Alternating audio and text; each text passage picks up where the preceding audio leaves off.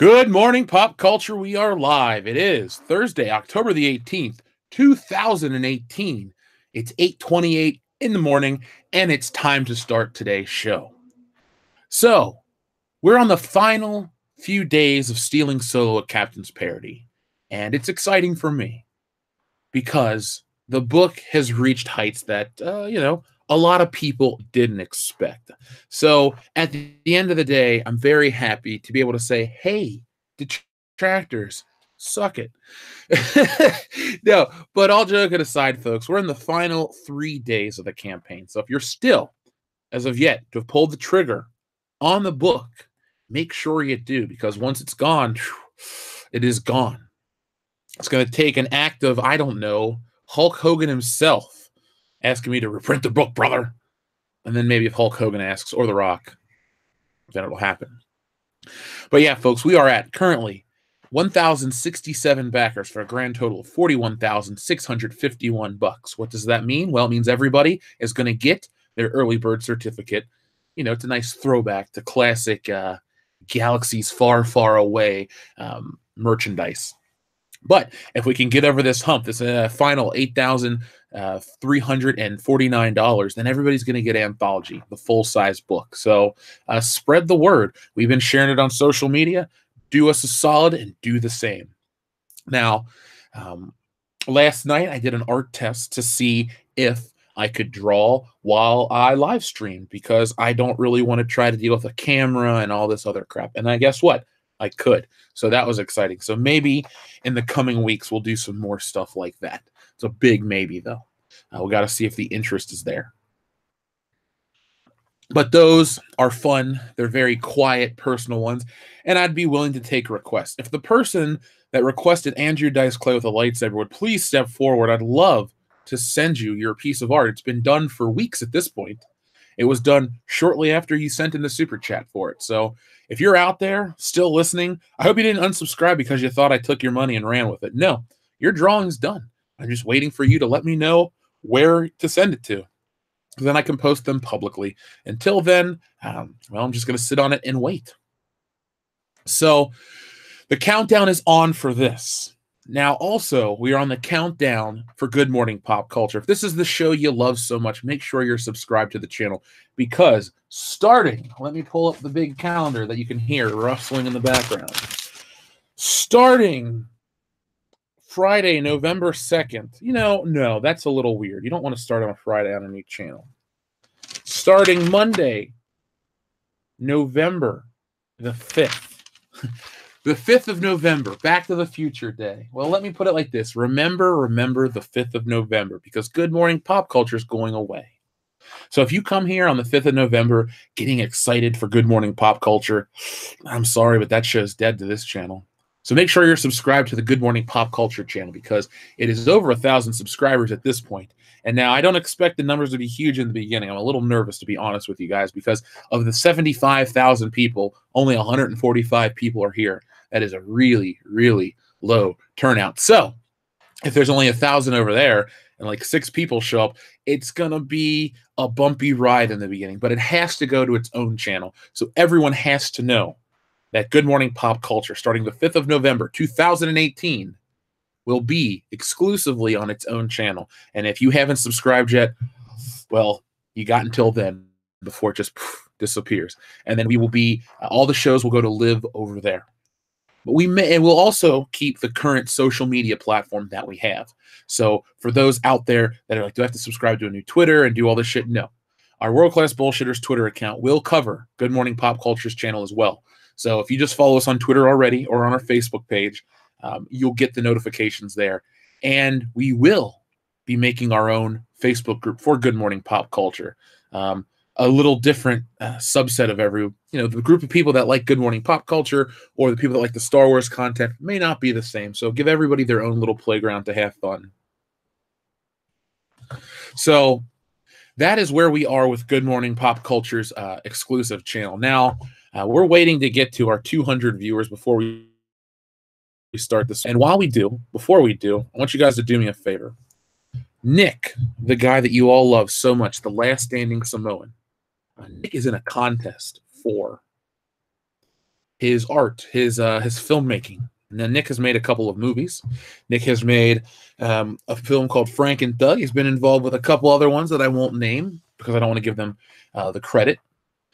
But Nick is in a competition right here. He is trying to beat his fellow filmmakers. So if you guys could do me a favor, I'm going to send you the URL to this video right here in the chat. If you could go over and after Good Morning Pop Culture, could you watch it? Because Nick is trying to beat his fellow filmmakers. They have like, you know, under 200 views. So Nick is close. I told him with all the fans of this show and all this people on this channel, we're going to get you to 2,000 or 3,000. I know not everybody likes horror, but give Nick a chance. He's a good filmmaker. He's a good dude. And he's my friend. And he does a lot for this channel. He's our social media baron. You probably interacted with Nick online thinking it was me. But Nick does a good job to keep up the standards of world-class bullshitters. So do me a favor. Check it out. It's independent film. You know, Nick's going to be helping us shoot some stuff too down the road. Well, we're eventually going to TV. So Nick will be busy in front of the camera, and I'll be busy writing the shit behind the camera. So don't worry about that part. Pay attention to, you know, don't pay attention to the man behind the curtain, but pay attention to this because it'll help Nick out. We can get him from 114 views to at least, you know, more, another 200. So we can get him into the 300s this morning. So that is what I would like you guys to do to help us out. Plus, it's Halloween time. It's themed. It's a lot of fun. I don't think you guys are going to regret enjoying yourselves. Now, speaking of Halloween, folks, it's kind of exciting because currently Halloween is super fresh on Rotten Tomatoes. Now, I know some people aren't going to see the movie, and that's fine. But it's very important that this movie's doing as well as it is because it goes to show you that horror is back. Horror is back. We had a couple of years of where we had these stupid, and I do mean stupid, Paranormal Activities and all these other crappy movies that just kept constantly coming out. It was like the new slasher craze, you know. We milked it until it went dry. But now Halloween is back and it's kicking ass. It's kind of refreshing. More so than it's a win for horror. It is a win for classic franchises coming back and not having to reboot or ruin what came before. You know, Star Wars took the wrong approach. Star Wars chose to shit on the old to bring in the new. But I got some bad news for you, Disney. The new ain't that good. So the new in Halloween is in service to the old, Jamie Lee Curtis. So everybody loves one more run with, you know, the classic characters. People wanted that run with Han Solo. They got it. Kind of shit the bed with Luke Skywalker. But hey, Princess Leia is still in the movie, even though Carrie Fisher died. But I'm surprised how well this film's doing. It's 83% on Rotten Tomatoes. It's certified fresh. So maybe those hashtag #MeToo movement tweets really were getting to the critics. Because basically with critics nowadays, you just got to butter them up with the right ideology. You don't have to necessarily pump out, you know, they can overlook certain things, but I'm hoping that's not the case with Halloween. You know, I'm always trying to stay positive and think about the best. But, you know, you never know with these people. You know, are we full of crazy NPCs? We'll never know. Now, I was thinking this morning as I was writing the title of the show, GMPC, and I thought, what if somebody mistakes this show for good non-playable character instead of Good Morning Pop Culture? And I got nervous. I thought to myself, do I need to change this show? And I thought, no, the people that watch this show are smart. I don't really need to worry about people saying, is this the show about those things that are banned on Twitter? Yes, person of indeterminate intelligence.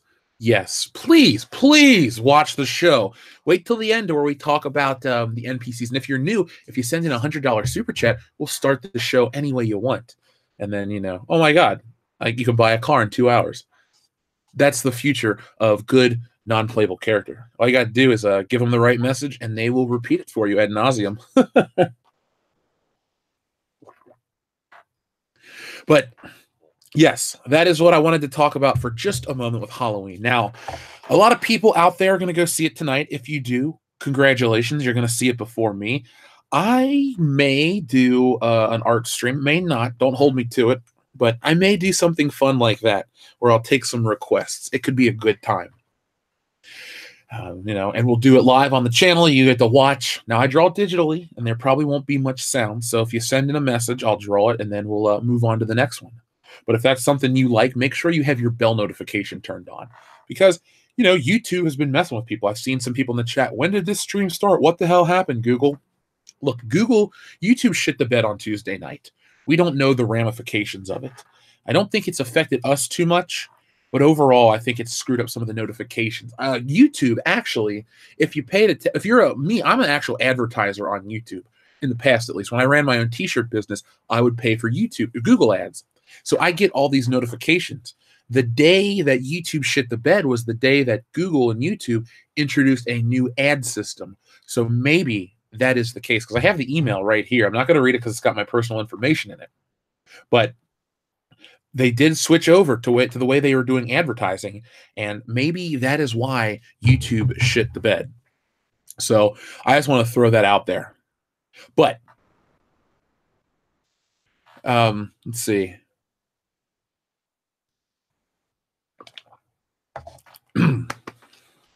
Excuse me. The coffee went down the wrong way. But what I was saying, though, is maybe that's the case with the YouTube and the NPC stuff. So good morning to everyone that is here.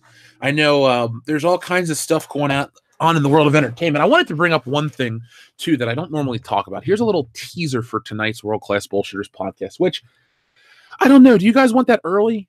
I almost was going to put that out as the morning show. I thought to myself, maybe they want that. Maybe that is the show that they need right now. They need a good morning laugh. They need Dion Green. They need Nick Utam. They need Kendo Slice. And they need myself breaking it down. But then I thought, I got to talk about Nick's movie. I want to tell people about Stealing Solo. I got to get them over to the Good Morning Pop Culture channel. So this is a very important show to, promote certain things. Now, I'll give you guys a teaser in just a moment. While we have 200 people here, I just want to let you guys know that this episode of Good Morning Pop Culture is brought to you by T. Allen Diaz's Lunatic City series. Take a walk on the dark side of the moon with the first installment of this gritty sci-fi noir for just 99 cents. The link is in the description below. So, guys, I'm working on Stealing Solo. I can't show you too much more right now, but you guys can go pick up your copy of Lunatic City, the series, over on Amazon. And I'm looking for a book report from somebody. First person to give me a good report on that book, tell me what it's about, you get a gold star. So thank you very much. But no, while you're waiting for Stealing Solo, get yourself that book. I think you guys will enjoy it. You're supporting independent art. And that's what we want with Comicsgate. We want to support each other. I've picked up all the other Comicsgaters comics.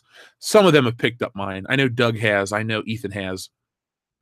And then I know a lot of other people that are, other YouTubers have supported the book as well, which is awesome. I'm so thankful to everyone out there. But I also promote that message to anyone that's trying to make their name. I'm fortunate that this podcast became a thing through Star Wars, and it's opened up the entire world, through networking. I mean, I can, I'm like a couple phone calls away from Richard Donner or this or that. So, I can't really get you guys all this exposure outside of this channel, and I'll gladly do it. So if you are an independent artist or a writer or something like that, shoot me an email, worldclassbs@mail.com. We can give you a shout out if you're a patron. We can work out an advertising thing. We can make anything happen for you guys, because I want to see everybody succeed. We're so tired of all these terrible, terrible movies, remakes, reboots, all this other shit. We need good original stuff. So check out Lunatic City series on Amazon, and hopefully we'll see a movie of that. We'll have some fun with that down the road. I'm talking about Halloween. Maybe in 5 years when I'm on TV, it's like, hey, I was the first person to promote the Lunatic City series on YouTube. I got a cameo in the movie, and then we show the trailer on my nationally syndicated talk show or some shit like that. I mean, I'll have to tone down the language because I can't say shit. I'll have to say some stuff like that, but that's okay. Don't worry, we'll always have the internet. So let's see. I wanted to talk about tonight's show, a little preview. So we talked about the Aladdin trailer, and we talked about Disney. We talked about how, as kids, all of us, because we're all roughly the same age, I'll be crossing the line into the dreaded 30s territory. Ooh, I know there's people out there that listen to the show thinking, man, I'm in my 40s. I wish I was in my 30s. I'm thinking, I'll be 30 in a couple days. It's not a big deal. I'm not even nervous. But we talked about Disney's Aladdin, the new trailer. And I won't tell you our reactions to it. You can watch the show for that. But I will say this, that there's the fact that there's controversy surrounding this whole, oh, she's not the right ethnicity or this or that is stupid. You know, Jeff's rules of casting are, do they look like the character? Then you're good to go. See, that's where Spider-Man Homecoming fails for me. They don't look like the characters. Is there anywhere it says they're supposed to be white? Yeah, every fucking drawing ever of Flash Thompson's a white dude with red hair. Well, he didn't have red hair in the Raimi movies. Yeah, I know, and I found that a problem too, in 2002 when I was 13 years old. So, the guy that plays Aladdin, fine. The girl that plays Jasmine, really fine. The genie, I mean, there are no big blue puffy guys out there in the real world, so I'm okay. But I really don't think you should remake this movie. The genie's performance by Robin Williams was just a once-in-a-lifetime performance, and in his case, it really was. But I'm not trying to be funny or make light of the situation.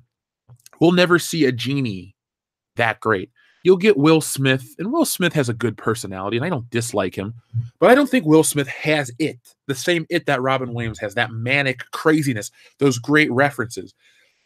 To me, Will Smith seems like an actor that it has to be written for all the time. Robin Williams, you could have given him a line and an idea, and boom, he's off. I guarantee you a good percentage of his performance was improvised. With Will Smith, he's the same shit all the time, and sometimes it's awesome. You have your serious Will Smith, like your, what was that? In Pursuit of Happiness and stuff like that, 7 pounds, real actor Will Smith. Cool. Then you got your fun Will Smith, Independence Day, Fresh Prince of Bel-Air. Again, fun. But they don't really fit what I think of as the genie. Maybe they're going to reinvent the genie, and I'm going to change my opinion. And hey, if I'm wrong, I'm wrong. But I'm not going to see this movie. I have no interest in seeing this film at all. It's it's Aladdin. I grew out of that shit. That movie's from what, 92? I had the game in what, 94? Yeah, thank you, Disney, but I'm an adult now. I just don't give a shit. But that is a teaser for tonight's show. We also talk about Maitland Ward, who is now an adult star. She was on Boy Meets World, and she has now she's put her foot into the world of adult stardom. So I don't really need to say much else. But what is her name? No, Angela is the black girl. I don't remember names. There was Corey, Topanga, Eric, and Matthew Lawrence. Or was it Joey Lawrence? Was it Andrew Lawrence? There was the Lawrence brother, and he was okay. Yeah, I too enjoyed Men in Black. Men in Black was a good film. I own the trilogy on Blu-ray. I saw that in a drive-in, almost at a drive-through. Yeah, I saw Men in Black going through McDonald's once. It was great. Now, I saw it at a drive-in in 97. Really fun time. It was also, though, a double feature with this movie called like Ultimate Power or something with Clint Eastwood. And, at 8 years old, a Clint Eastwood film just doesn't do it for you. It took me till I was in my 20s to really appreciate the spaghetti westerns, which all of a sudden, I'm a spaghetti western fan. I love the Dollars trilogy. And it got me into Red Dead Redemption really got me into that stuff because I liked Grand Theft Auto. So I was like, ooh, it's made by the same people. This Western setting's cool. Then I started watching the movies. Hell, maybe one day I'll do a Western comic. I don't know. Anything is possible. Probably not, honestly. A Western comic, what's it going to be? There's a famine down at the stagecoach and all this other shit. I have no clue what I would do it about. Maybe it's a space Western about a giant disco ball in the sky that shoots lasers. Oh, they already did that. Dayton Pfeiffer, thank you very much for your super chat. I want the new Aladdin film to fail. Well, it could, but it probably won't. I think Disney was smart to wait to do these live action films. Now, hear me out. I'm not giving them praise for doing them. I don't like the idea of them, but listen to this. I was a little kid when Aladdin came out. Now I'm of the age to have a kid that's the age I was when I saw Aladdin. So the kids will be wowed by the spectacle and the CGI, and the adults will be wowed by the nostalgia and the CGI. And that is their game plan, which I respect from a business standpoint, but I cannot support it. Even if I did have kids, I hate to say it, I wouldn't be taking them to see this stuff, not because I'm a cheap-ass dad, but because I feel the story's been told and in a superior way on Blu-ray. Buy the kid the Blu-ray. They can watch Aladdin forever, and they probably will, because don't you remember watching tapes and rewinding them, watching them again? I mean, imagine all the times you could have had you not had to rewind it. I mean, American Trent 007 was lucky. He was a kid when the DVDs came out for Star Wars, and I was like, damn, I was 15 years old, and I was like, yeah, finally, widescreen. And Trent's just like, oh my God, Star Wars. So, technology and the age gap is great and terrible at the same time. But maybe, maybe the people will not go see this movie. Maybe the people online, the crazy ones that are triggered by the different ethnicity of the character, will cause this movie to fail. Maybe that's the case. Probably not. Let's be honest. Good Morning America is going to promote the shit out of it. Jimmy Kimmel's going to act like it's the greatest show ever made. I hate Jimmy Kimmel, by the way. Seriously, just with a fucking passion. And then everyone else is just going to fall in line and go see Aladdin. And that's it. It's sad. They're trying to get rid of their past. The Disney Renaissance is what brought me into liking Disney movies as a kid.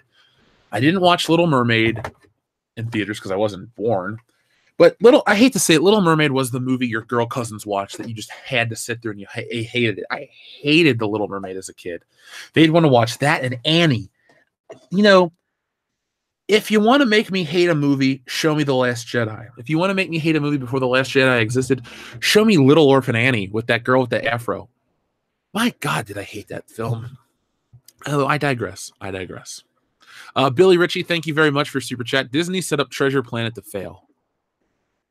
Was that animation? Was that like the CGI animation hybrid? I guess they were. If they did set it up to fail, I thought maybe they would be trying to. How am I trying to phrase this right? Maybe be trying to make a push for traditional animation, so everyone goes see the CGI stuff because it's cheaper. I bet you to make Big Hero 6 took less time and money than it would take to do an animated version of Wreck-It Ralph. Wreck-It Ralph CGI is cheaper than Wreck-It Ralph animated. Yes, Wreck-It Ralph does play into the story, but that's the way they do stuff nowadays. It's all about saving money and time. Think of all the time it would take to animate the genie. Oh no, we'll just we'll CGI it up. Oh, okay, well, fine. That's the way it is. But I've never seen Treasure Planet. What year did Treasure Planet? Okay, Google. What year did Treasure Planet come out? Treasure Planet was released in the United States of America on November 27th, 2002. Okay, so I would have been in the 8th grade. So November 27th, 2002. I had a PlayStation 2. I thought I was cool. I was playing SmackDown, Shut Your Mouth. I still played Tony Hawk. I still watched reruns of Jackass. Jackass the movie was either coming out or had just come out. So I was in a different place. I was in that, I was 13, that tweenish, well, you're already a teen, but that stage where you're almost able to drive and go out and do your own thing, but you can't. So Treasure Planet just wasn't even on my radar. I was at that point in my life where I was just too old. Let's see. Klaus Dork is back. Thank you very much, Klaus Dork, for your super chat. Don't worry, Jeff. The sun will come out tomorrow. I don't want the sun to come out. Actually, I do. I want the sun to come out every day over this weekend because the guys are going to be here and we got to go out and film some stuff. So the last thing we want is a cloudy, overcast day for world-class bullshitters. Plus, it's kind of cold out. But, yeah, Annie, just in the chat, tell me some fucking movies you hated growing up as a kid that you had to watch. Like I told you guys last week when somebody sent in a super chat that said Don Bluth Animation or Disney. I picked Disney because one of my most hated things was to go to somebody's house to be babysat and you had to watch The Land Before Time. Ugh. Talk about a terrible childhood memory. The Land Before Time. If you like that movie, fine. You can like your movie. Me, oh, it's Littlefoot. The mom died. This, that. I hated dinosaurs as a kid. They weren't cool or anything to me. I believe they exist. I'm not going to go that far, but it was never my thing. They weren't my jam. Unless they were the Power Ranger dinosaurs, I wasn't into it. So tell me what movies you hated. Annie and Land Before Time. Those were mine. Those were definitely mine. Let's see. I hate anything bigger than I am. Well, I think I'm bigger than all dinosaurs because they're now crude oil and they just, they're just a drop in the bucket that was once life. Let's see, Frozen. Yeah, I've never seen Well, I have seen Adam Green's Frozen. That's a fantastic movie. And if you guys haven't seen it, it's about a group of kids. Well, they're like 20 something. They're college kids who go to a ski resort and they try to take the chairlift up at night and it stops and they get stuck. And the one guy tries to jump down. He breaks both of his legs and he gets eaten by wolves. And then the guy and the girl fall asleep up there. Her face freezes to the... Oh, it's so good. You guys got to watch it. Just watch Frozen by Adam Green. It came out before Frozen by Disney, so that's why it has the same name.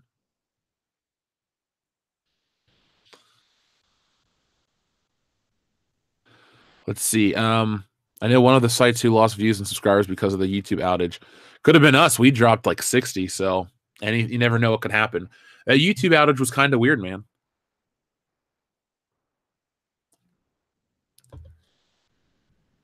I really used to hate the Sound of Music.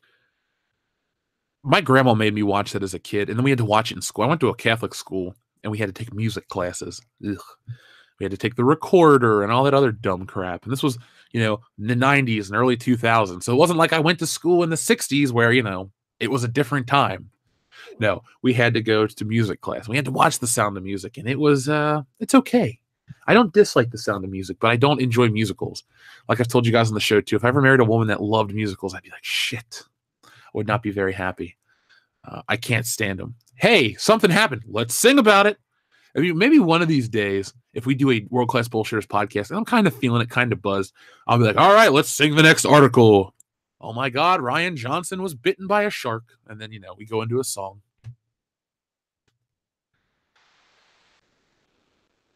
Congo, man, that movie's not that great either. That's one of those movies that came out when I was a kid that had a toy line. And I was like, what is this?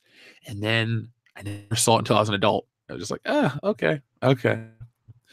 Let's see, Jeepers Creepers. That's a pretty dumb movie. Justin Long used to be funny. Not anymore. Not anymore. I don't like Grey's Anatomy either. Stop eating my sesame cake. That's Dion's favorite catchphrase. Seriously. Dion says that to me all the time. I'm going to get him to say it to me tomorrow night. We're going to go to the German restaurant, and he's just going to be like, I'm like, Dion, that's my sesame cake. And he'll scream it at me. My number one question is, alive without the Sound of Music? Yes, the Hills will be alive without the Sound of Music because they'll be alive with the Sound of Griswold. Does anyone remember the National Lampoon's European Vacation? Because they did a nice spoof of that. That's the best. That's the best film to ever take place in Germany. National Lampoon's European Vacation. Prove me wrong. I'm sure you can. Tomorrow Never Dies is a better film. Let's see. I sent a tweet of the super chat I sent, just disappeared on me. Like in 645. Let me scroll up.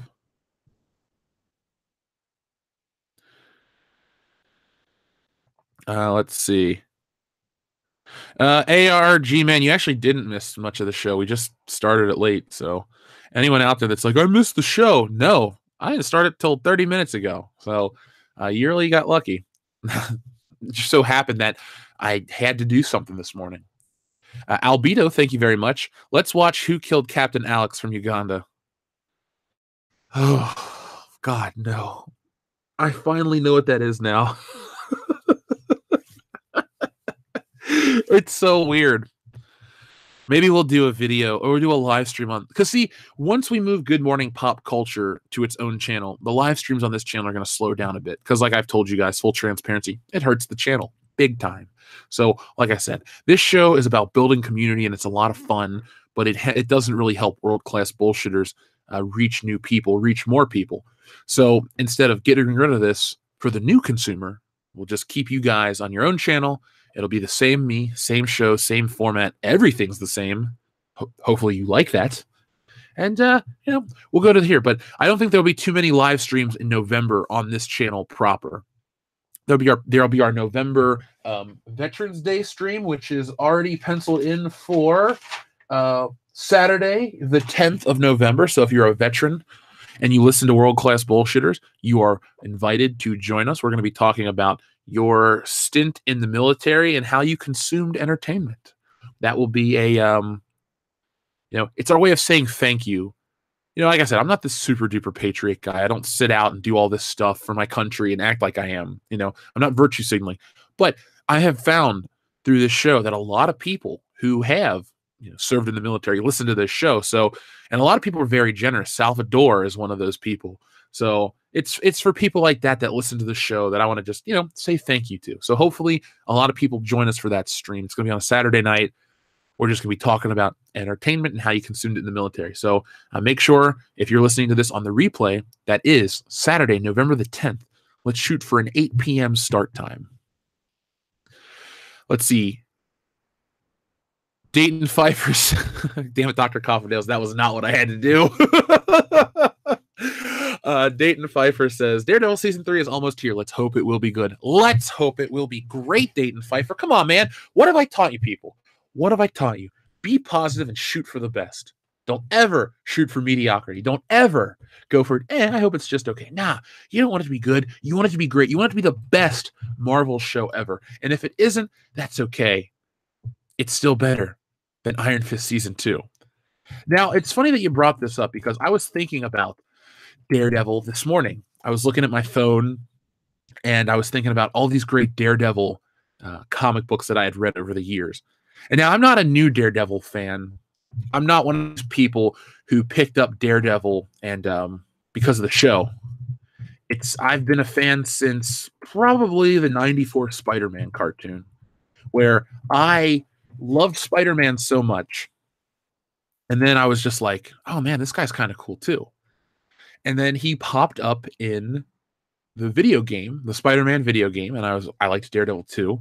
And then before you know it, he got his own movie. I saw it. I never could find a Daredevil action figure. I never found the Ben Affleck one. There's a Marvel Legends Daredevil that came out a few years ago. It's all red, but it's super expensive. He's number 3 on my list of Marvel Legends that I'd like, but I refuse to pay for more than retail. He goes for quite a bit, just like Rogue and Jean Grey. I'm not going to drop that kind of money on those. But Dayton Pfeiffer, I am hoping, I wish I had time to watch it tomorrow because that's when it drops, right? I'm hoping I get a chance to watch that this coming week. I tell you this though, guys, I tried to watch Titans. That show was bad. I turned it off. Like I said, if I could get a refund for my DC streaming subscription, I would. It is a dumb service. It's nice to be able to watch Batman the Animated Series on demand. It's nice to be able to watch Superman, or Lois and Clark, or all these other great, in quotation, DC shows. Basically, I paid double to watch Batman the Animated Series. So thank you, DC. You screwed me over. Can I get my free action figures now? But Daredevil is guaranteed to be better than that show. Guaranteed. Now, Dayton Pfeiffer, too, I wanted to bring up one thing to your attention. For those out there who are going to watch Daredevil this weekend, or give it a chance for the first time, I thought I'd pull up a couple Daredevil stories that you guys should read before you see the show. And maybe you guys will go out and pick up a copy. That's cool. If not a problem. But here they are. There's just 5. And this isn't, there's no required reading on the channel. This is just to help you understand the character more. I always try to give you guys the tools to enjoy entertainment as much as possible. So this article is a couple years ago, but these stories haven't changed. There hasn't been anything great from Daredevil in a couple years. So number 1 is Daredevil by Frank Miller and Klaus Janson. Number 2 is the Daredevil of the Man Without Fear, and that's Frank Miller and John Romita Jr., excuse me. Then there's Daredevil by Bendis and Malieve. I remember that. Now here's my favorite, number 4, Daredevil Born Again. I feel like you guys need to be reading this story as soon as possible. Hell, read it online. Maybe it's on sale on Amazon still. And then there's Daredevil by Mark Waid. Go listen to Razor Fist's rant on that one if you really want to know about Daredevil storylines from Mark Waid. Go check that out. That's Razor Fist's forte. Eddie Max of Andor says, Killer Clowns from Outer Space. Thoughts? Oh, you mean Killer Clowns from Outer Space. What are my thoughts on it? I love Killer Clowns from Outer Space. Folks, Killer Clowns from Outer Space will be on our Halloween film list. So on Wednesday, the 31st of this month, Halloween, we're going to be doing an all-day Halloween stream. There will be no Good Morning Pop Culture on October 31st or November hell, we could be streaming into the morning. Who knows? But my point is, On the 31st, 10 a.m. start time, we're doing our Halloween stream. It's going to be a lot of fun, and Killer Clowns from Outer Space might be the second or third film on the list. So Eddie Max of Andor, if you're available, and if you're not, just listen to the stream because we're going to be talking about it at great length. I respect the Chiodo brothers. They went on to do a lot of other stuff. Killer Clowns from Outer Space has the best horror theme song next to the Halloween score. And I don't consider Jaws a horror film, so yeah, I'm sticking with that. Dio Brando. Thank you very much for your super chat. Venom is the room for superhero movies. There are a lot of bad things about the movie, but it's never boring and it's funny. It's better than a C+. Well, that might be the best description to get me motivated to go see the movie. Jeff, it's the room of superhero movies. So it's completely unaware of how bad it is. And it's broken at times, but it's enjoyable as shit. You know, I can find myself watching The Room weekly. You know, sometimes I got this flash drive, and sometimes I'll go flipping through the movies that are on there. You know, Beverly Hills Cop, this, that, and the other. But every once in a while, The Room comes up, and I'm like, I'm in the mood for The Room. Sometimes I watch it with our own World Class Bullshitters commentary. Sometimes I just watch the movie as is. The World Class Bullshitters commentary comes from a time where the channel was a lot darker. It was not as fun, not as well rehearsed or produced.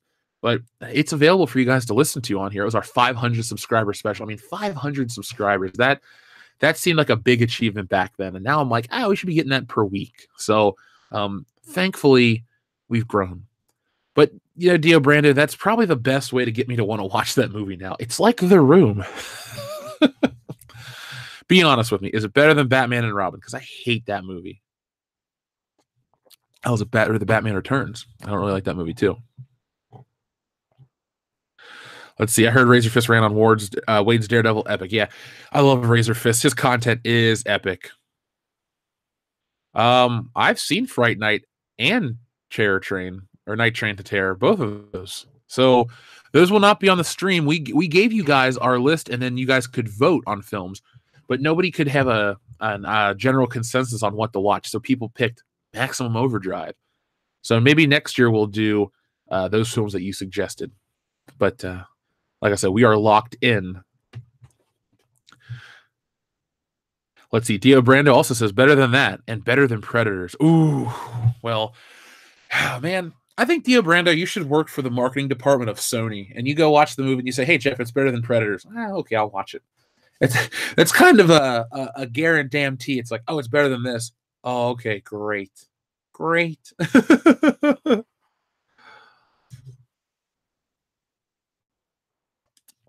When I was in the 5th grade, they put WALL-E on for us to watch, and I cringed the first time I saw it. Have you ever watched it? Man, I feel old. WALL-E came out when I was in college. What was I? Freshman in college. I don't know. I'm not trying to be cool and adult, but I just don't like Pixar movies anymore. I didn't watch Incredibles 2. Last one I saw was Toy Story 3 because I grew up with Toy Story. Andy's story is similar to mine, except I didn't get rid of my goddamn toys, Andy. I hate him so much.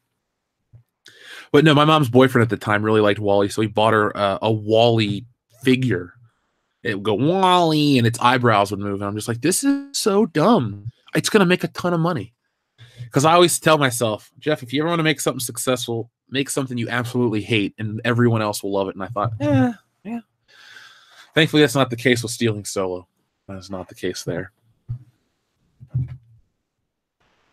Let's see. I didn't get any of the tweets, guys, because remember, the tweets are run by Dion. Those are, or not Dion, excuse me. The Twitter is a Nick joint. So that is why I haven't responded. If you guys need me, posting on our Facebook page is probably the best way to do it directly. God damn it, stop sending me fucking messages. It's funny. These guys that I'm friends with in town, they never are available to do shit. But when it comes time for me to be on the show, they send me stupid wrestling memes. Does anyone care about wrestling memes? No. Toy Story 3 actually pissed me off. It angers me, too. It angers me. The only part I do like was the ending where they almost got burned and they look over at each other, and they're like, it's time to accept this. And I was just like, oh, man, holy shit, they're going to die. And I care. And then they did, and I went, oh, it was the claw that saved him. Oh, man, the best Cartoon Network show was Dexter's Laboratory. Powerpuff Girls was good too. Clone Wars, pretty good. Actually, very good. I just wasn't really into it the day when it was on. I caught it right before episode 3 came out, and I was kind of hyped for that way.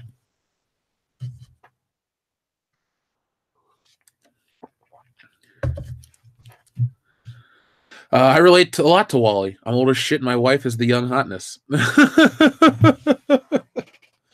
Well, hey, I'm a lot like Wally too.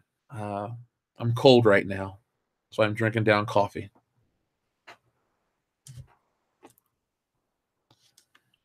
Oh yeah, omelette du fromage.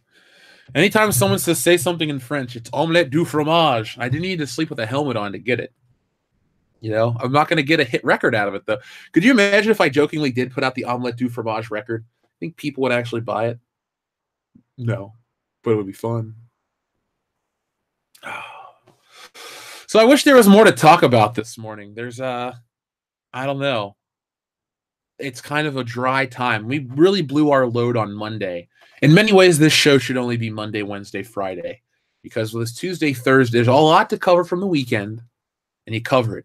Then nothing really happens on that Monday to talk about on Tuesday, but shit does happen on Tuesday to talk about Wednesday. So maybe that's something I'll think about down the road because, yeah, I really don't want to talk about Wall-E all day. Neither do you guys. I really wish I had some Lucasfilm insider. I could be like, hey, guys, you know, they told me Dave Filoni farted in a meeting and he's in trouble now because it stank and he didn't apologize. And they're writing a story about it where Jar Jar steps in doo-doo, Bantha-Poodoo, and it's the future of Star Wars, guys. Poop jokes. And then I'd roll my eyes and go, allegedly. But people would watch it. People would watch it.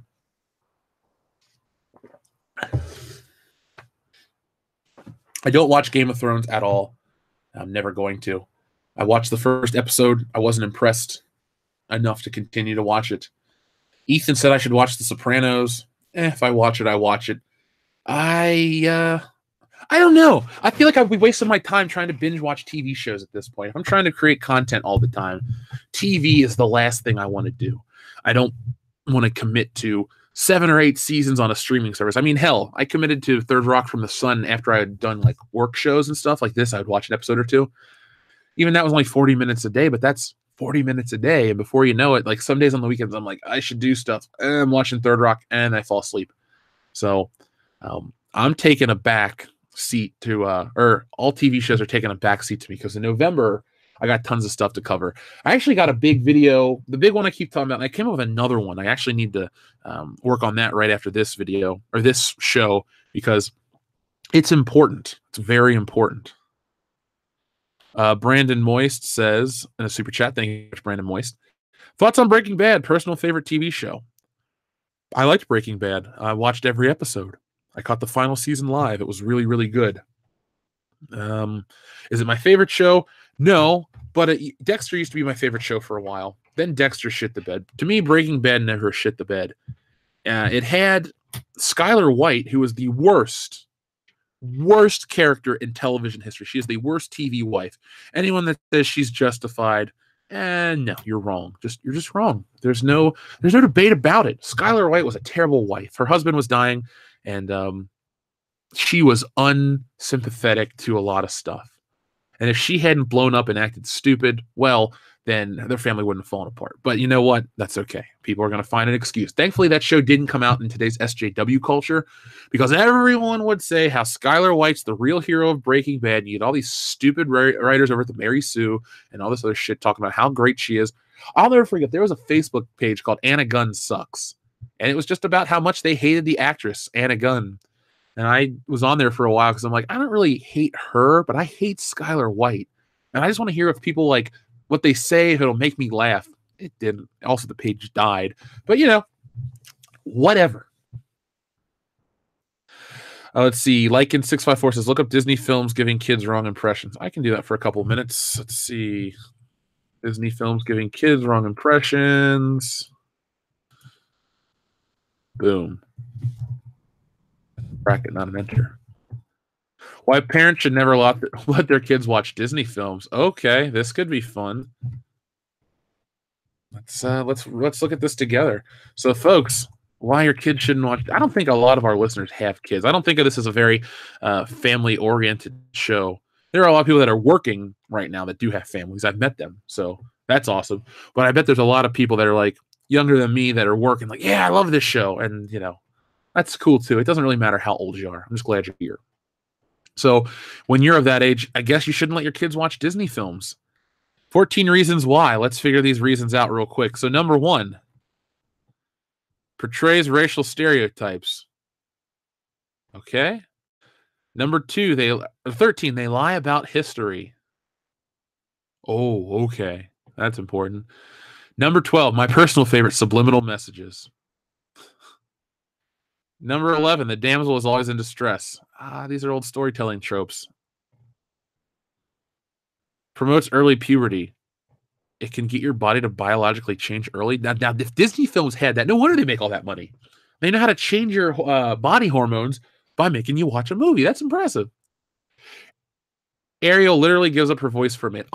This is one of those bullshit articles. Yeah.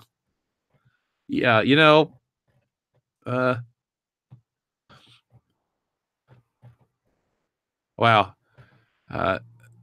Disney objects turn into a fetish. You know what? Fuck this article. This was dumb. This was a waste. Yeah. I don't know. There are just a lot of things. There are a lot of things that are wrong with Disney movies. Hitting puberty at 22 sucked. I'm so sorry. I still can't grow a beard at 29. But you don't hear me complaining about it, Holdo's Muff, now do you? Yeah. Convinced Jeremy to watch the Clone Wars micro series. Has he not seen it?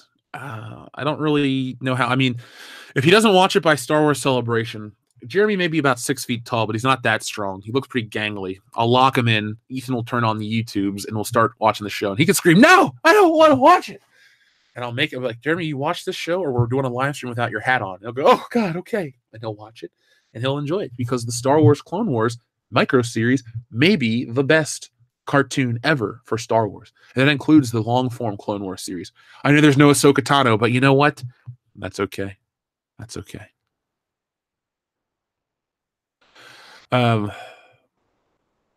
CBS steals video games.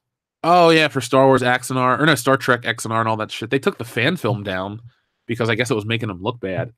And then I know a lot of people were upset over Lucasfilm's cease and desist letter to the people that were making Star Wars Knights of the Old Republic, the fan version or whatever. So that was kind of testy. And now there's this new version of GoldenEye, and I hope it gets made. It's not for profit. It won't be out for another 4 years. But people are like, Nintendo's going to slap you with a cease and desist. It's like Nintendo doesn't have any goddamn thing to do with it. So, Nintendo can just shut their mouths. And neither Rare can't do anything either because they also don't hold the license to James Bond.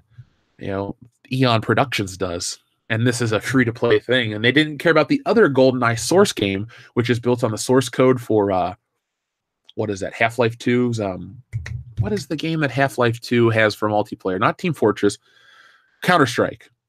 Yeah, it's a Counter-Strike James Bond skin. And people have been playing that for years. No, over a decade, 13 years at this point. And, they're trying to do a single player on the Unreal Engine 4. So I'm hoping that gets made because I will play that the first day it comes out. GoldenEye's my shit. It's my favorite video game of all time. And I'm dying to play an HD remake of it with better graphics. And don't tell me, "Oh, Jeff, you could play the one on GameCube or PS3. No, fuck those versions. Daniel Craig was not in GoldenEye. Daniel Craig, what was he doing in 1995? Young Indiana Jones. Maybe. I don't know. I don't like Daniel Craig. I don't care what he was doing in 1995, but he wasn't James Bond. Pierce Brosnan was. And that's the case.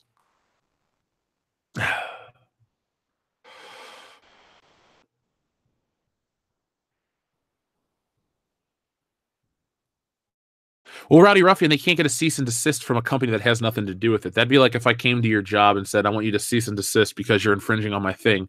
And you're like, "What? You're not even involved with this thing." Oh, see? Nintendo and them can't do anything about it. They're not involved.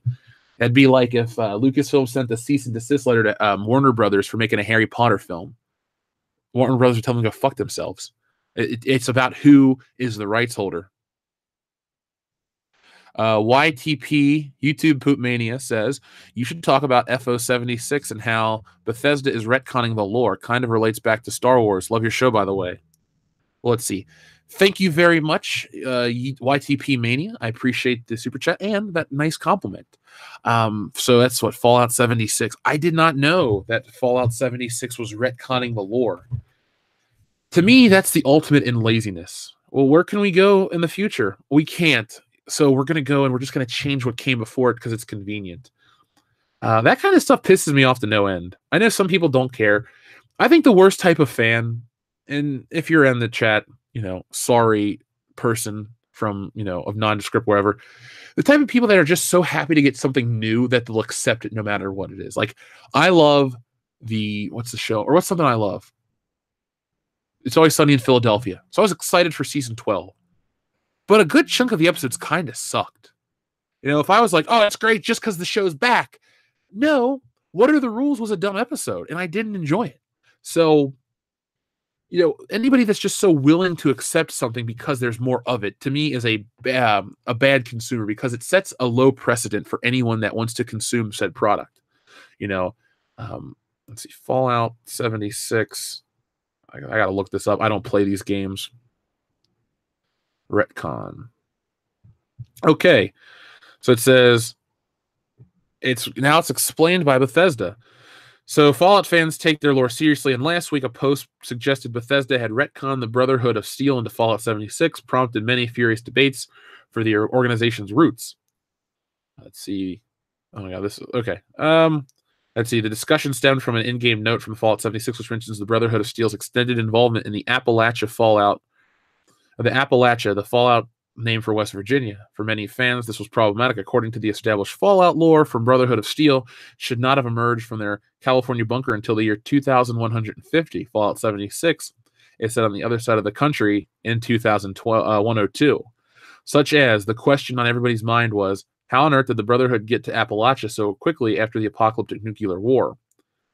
I see. Thanks to an Instagram post by Bethesda, the Brotherhood of Steel's presence in West Virginia has now been explained. According to the post, the soldiers who would form the Brotherhood of Steel did indeed reach their California lost bunker in November 2077, a month after the Great War's end. Once the organization was formed by Captain Roger Maxon of the Brotherhood, they used a functioning satellite to extend their reach across America, all the way to Appalachia. Fans on the whole appear to be happy with the explanation, although some argue Bethesda should have created an entirely new military organization to avoid this whole mess. Most have accepted Bethesda's story, and to be fair, the Brotherhood of Steel's early years are relatively undocumented, so there's plenty of room for experimentation, just like a Fallout vault, really. Okay, well, there you go. That is the situation. They clarified it on Instagram. All of those words meant nothing to me. I've only played Fallout 3 or 3 in New Vegas for the headshots to watch the eyeballs explode out of the heads. I do love the goriness. Let's see. Can you taste? Dia Brandon says, "Can you Google Taste of a Liar and put it on screen?" I'll Google it and see what it is. I'm gonna screen this first. Sorry. Let's see. Taste of a Liar. And let's see what pops up, because these are things I need for my article that I'm working on.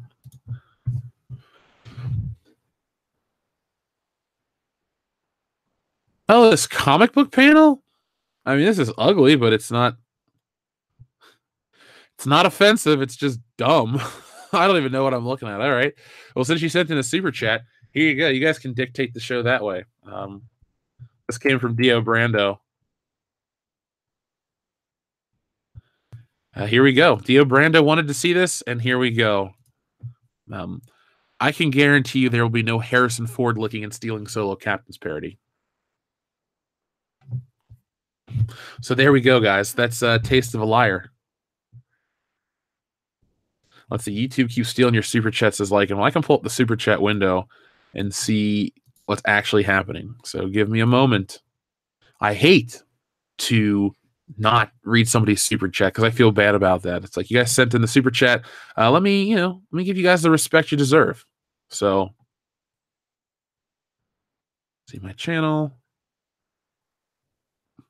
I guess this NPC meme is really going crazy. Shit, I see all these videos about it now. Oh, man. I got to get in on what's popular and cool and hip with the kids, right? NPCs are cool with the kids. Said no one ever. I know what they are. Actually, the funny thing is, before this meme took off, you guys need to go back and watch my video on Star Wars resistance scores. I called them NPCs in that, and I broke down what NPCs were. So, yeah, I was on it. I was talking about NPCs before it was cool. Said no one ever. That's my yesterday show. So let's see. Live streams. And I'm appreciating everyone's patience, all 5 of you. And let's see. Events. And now let's see where Lycan was. How is this demonetized for Good Morning Pop Culture? Huh. That's awesome. And let's see. Cesario Japan sent one in. I'll get to that in just a second. But it says Lycan super chat was stolen. You never sent one in. So there we go. That's what it says right here on the screen. Cesario Japan, thank you very much. The bigger outrage over Fallout 76 is now the SJW is complaining about nuking other fellow players, even though you were able to do it in Fallout 3 and number 4. You know what? I want another studio to just look these people in the eye and say, fuck off. You know, the fun police, they're no longer SJWs or NPCs to me. They're the fun police. If there's anything that's possibly fun in a video game, in a movie, anything, if it's fun, it's offensive. And you know what? It's now going to be fun because it is offensive. So these people are going to create a culture that's more extreme against them. Maybe you should just shut up. It's a video game. Nobody was hurt. Nobody was oppressed. It's a fucking game. It's fake. Get over it. Anything you people are fighting for, this ideological war, guess what? You're not going to win the ideology war, but anything, any progressive movement you people want, guess what? It's over. It's happened. I mean, this is the type of shit that gets us new Star Wars because they're so worried about offending or they want to worry about a sensibility. You know, listen, companies that produce entertainment, it is not your goal to, teach us something and talk down to us. It's your goal to make fucking money. You want to make money? Make shit people want to buy. You know, Bethesda, I won't buy your games anymore because I hated Wolfenstein with passion. That was the worst game. The new Colossus. Again, that is the DC streaming service of video games. Can I have my money back, please? Will somebody refund me for my 1 year of the DC streaming service and my game that I bought on PlayStation Network? I have never been so dissatisfied with a video game experience in my life. And I played through The Amazing Spider-Man 2. I played through all these other terrible movie games as a kid, but I've never been so pissed off by a game than that. But these SJW, the fun police, that's what we'll refer to them now. The fun police want to come in. Oh, it's this offensive. You know what? Eat a dick. I don't care anything about your stance on this. It sounds fun. You know, if Bethesda didn't suck dick, I'd go out and buy this game just to play it to nuke people because it sounds fun. It's a video game. You know, I played Gears of War for years. Oh, we got the Hammer of Dawn coming in. If Gears of War came out nowadays, you'd have some bullshit locust enthusiast group. Oh, well, we don't support the abuse and annihilation of the crustacean, underdwellers. They're fucking pixels on a screen. They're not real. Don't get offended. I don't care. Look, when you try to go, police yourself to the fun police's liking, you get that, what is that game? The space one, the Mass Effect, that shit the bed that nobody likes. Or you get greedy like Star Wars. Or you get stupid like Destiny, where you got broken DLC and stuff. You know, all of these things, the greed from these companies stemmed with the fun police always breathing down there. Here's the thing. The fun police have no power. Like the fashion police. It's just something people say. Shut up. I'm going to do this and it'll be fine. You know, as long as you don't shit on your consumer base like they did with Battlefield. If you don't shit on your consumer base, then you're in the clear. If you respect the people that buy your shit, that come to your shows, that hang out with you, that support you, if you respect them, you will always have a job and you will always be successful. You know, don't worry about the people that want to critique you because it's insensitive, it's this, it's that. I don't give a shit. I don't. And neither should they, and neither should any of you. You know, let these SJWs re-on about whatever they want to complain about, okay? Because all they're doing is looking for attention. They want to glom on to what's the popular topic right now, and they want to try to push their beliefs. And guess what? It doesn't work, and I don't give a shit, and neither should you. But as always, you need to make up your own mind. You decide for yourself what is the best thing to do. So if Fallout 76 fails because of the fun police, well, then I guess the fun police have more power than I thought. But they really don't. You see, the fun police are like 12 people led by Anita Sarkeesian. And then they're flanked by IGN and all these other stupid websites. So IGN can write their op-ed pieces and this and that, but IGN is the most untrustworthy website on the internet. Why? Because they're just a big advertisement. They want to sell you shit. You know, Doritos, Mountain Dew, Call of Duty. They're like the Jeff Keighley, but a website form of Jeff Keighley. And I don't even dislike Jeff Keighley. He's honest with what he is. See, if you're an honest advertisement, I'm fine. Advertising's not bad. I went to college for it. You know, I respect advertising. There's art in advertising. But don't hide behind it. Don't try to be this personality that's, you know, oh, I got this ideal I'm believing in, and then, you know, oh.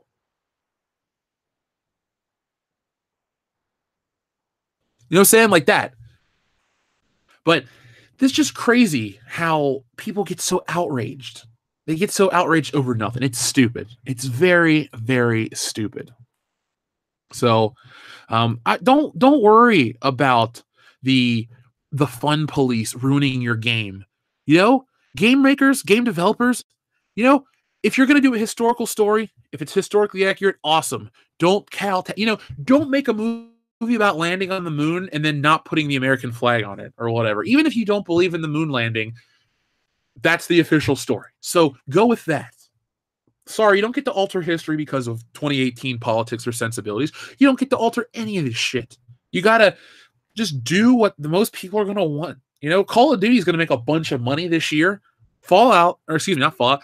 Battlefield's not. You can have your robotic armed ladies, these Russians in the field, all this shit.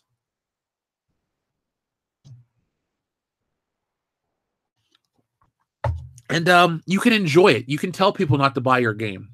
Everybody will go play Call of Duty. Shit, I might get a support copy of Call of Duty just to say suck it, okay? That's all I can say. Let's see. Yeah,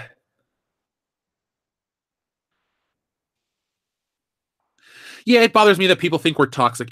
They call us toxic because they're afraid. You know, the LA Beast has 2 million YouTube subscribers. Now, the LA Beast, I like him. He's not actually in this. I'm using this as an example. LA Beast, he's like a 2.1 million subscribed channel. Love the dude's content. I love to watch him fail and succeed. But my point is, his shows, his live streams get 400 viewers. When we do the High Council, 1,200, 15. I've had 5,000 people watch a live stream once. When I had Razor Fist on, 5,000 people. They call us toxic because everybody could understand what the phrase toxic means. Toxic waste, toxic avenger, these terrible things. You know that toxic is bad. So what's worse than toxic waste? Nothing. It comes from a nuclear plant. You touch it, you get cancer. There's just this negative connotation with the word toxic. So they use it because it's the most basic baseline phrase. You know, if you say, what's the word? Caustic chemicals. People don't understand what that means. When you say toxic chemicals, they get it instantly. That's why they use the phrase toxic, because it's so basic. Any dumb asshole can understand what it means. So they throw it out there because they don't like what we have to say, because we challenge them. You know, they think they're gonna live in this little bitty bubble. They're gonna, you know, kowtow for a company line. They're like a C-3PO, a fucking protocol droid. Oh, hello, this is what Disney said. I think it's great because X, Y, and Z. Please subscribe to my channel. Everything's great. And then we come out and say, no, it's not as good as you think. Stop lying to these people. People's eyes are opening and it's hurting their view count.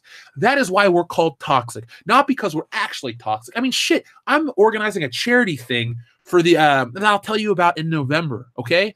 We're far from toxic. I'm not going to sit here and pat myself in the back and act like I'm a fucking hero, but I'm not this toxic individual. They call us toxic because they're afraid of us. Like they say in that shitty movie, they hate us because they ain't us. That's the thing. You know, all these people that make these websites and these little stupid videos that get 10 views. Oh my God, you know, so-and-so said my website's name. Awesome. Good for you, dude. You know who said my website's name? Maybe nobody, but you know who watched it 1,000,000 times more than your fucking videos. So that is why we're called toxic, because they don't get it. We challenge the status quo. We take away their safety. They think that they can live life as their NPCs.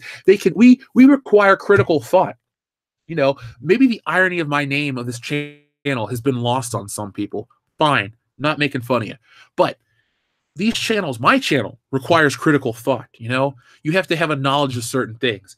These other channels just exist. And, you know, we're smartening people up.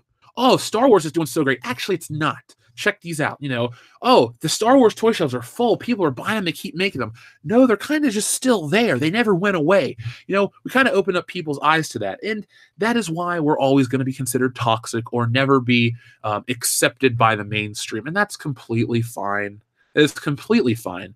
They can try to say what they want, but at the end of the day, the people that matter, that actually listen to me and Jeremy, know what's going on. And like I said, as long as you respect the people that help you create this thing, you're always fine. That's why I'm not getting rid of Good Morning Pop Culture. I'm just moving it to another channel. That's why, we have a community the way we do. I get up every morning. We build the community stronger and stronger every single day. It's not about, flash in the pan, virtue signaling, I'm off. No, I know people. I know when people have eye surgery. I know when people are affected by hurricanes. I know this. I know when people are having a baby, stuff like that. This is that kind of channel, but they just choose to ignore it. Oh, they didn't like Kathleen Kennedy. No, we didn't, because she's unqualified for her job. You know who else is unqualified for their job? The guy over at EA that stepped down. It goes both ways. It's not a gender identity politic thing. It's about, if you're bad at your job and you're ruining entertainment, well, get the fuck out. Somebody else will do it better. That's why a lot of people fear us too. Comic book companies. Oh, whatever. Well, we're doing it better too. Nobody knows who the hell I am. I've outsold some Marvel trade paperbacks with my first comic book. See, that is why we'll always be considered toxic, because we want to be known to the outside world. Oh, there's this terrible hate group. Well, that's why, Retro Blasting got shit on when he appeared on my channel. Did we say anything bad? Hell no. When he and I had that interview, it was fantastic. But people jumped down his throat because they thought we were a certain way, because we don't kiss Hasbro's ass. We don't kiss Lucasfilm's ass or Disney's ass. So we get labeled as this shit. And you know what? Whatever. Fine. I know who watches this show. I know who cares about the show. And as long as we care about you back, everything's good. Everything's copacetic. Now we got 2 super chats. Let's see. 007, American Trent 007, thank you very much. These SJW's fun police are suffering from hallucination caused by Russian vodka, poisoned by Chernobyl. You sure it wasn't Chernobyl from Hot Tub Time Machine? The fun police just don't matter to me, man. I respect them as individuals, and I would never, I'd never try to do anything online or anything, or in person, let them have their own opinion. But I also have the right to tell them I think they're wrong, and why I don't think, their concerns are valid. It goes both ways, so don't freak out. I have to hear it. You have to hear it too. Herpicus McDurpington, thank you for your super chat. This is for that glorious rant. Well, thank you, Herpicus McDurpington. I appreciate that. This morning's show, like I said, I really didn't have much, but now when I hear this type of shit, it just sets me off, because that is why we're entrenched in this. Like I said, or earlier videos, this cultural war that we're in right now is why entertainment sucks. They can't get over the fact certain things have happened in the real world. So now they're trying to attack the entertainment. Video games, movies, TV shows. Oh, you know what I noticed? Everybody and their aunt says how great Roseanne is without Roseanne. It was the right thing to do to kill her. It was noble. You took away the title, the titular character of the show. I wasn't even a fan of that show, but everyone acts like because they got rid of her because of what she said on Twitter, now the show's great. I hate that kind of stuff. I hate when these people come together because the ideological intentions of a show, of a product, of a game, whatever it may be, well, it's intentionally good. It has good intentions, so it's going to get a pass. No, if it falls apart on its face, it's not a good product. Judge it by its own merits, not because it represents what you like, what you believe in, what you think other people need to believe in. Stop pushing your shit on me, man. I'm not going to buy into it. If anything, I'm not going to accept any of these critical scores or reviews or look into them. I brought up Halloween because I think it's nice that a movie like Halloween that has been historically shit is finally back in the limelight. Michael Myers has been around the whole time, but wasn't respected. Now, we're getting respect back. That's why I bring that up. But something like Roseanne, The Connors, you make up your own mind, like I say, with everything. But I'm not really concerned with, watching what a lot of these critics say, these fun police critics. Let's see. Stealing Solo, hint, Jeff, the next comic delivered before Christmas. Well, if Stealing Solo would reach its stretch goal, the 50,000 one where everyone would get anthology, I would have anthology. I would actually incur the cost to ship that book out before Christmas. So you guys would all get a book before Christmas. I mean, we're far away, but it's still possible. I mean, the book sales keep going up and up. But Stealing Solo is at where it's at now. It will eventually, you'll get the book in February, like a guarantee. And then, we'll get another one out before, we'll try to get 2 more out in 2019 if enough people show interest. Let's see what else we had. Mr. V says, "Hey, Jeff, working and lurking here." Well, Mr. V, thank you very much. You keep on working, my friend. You do what you got to do. Make your money. And thank you for listening to the show this morning.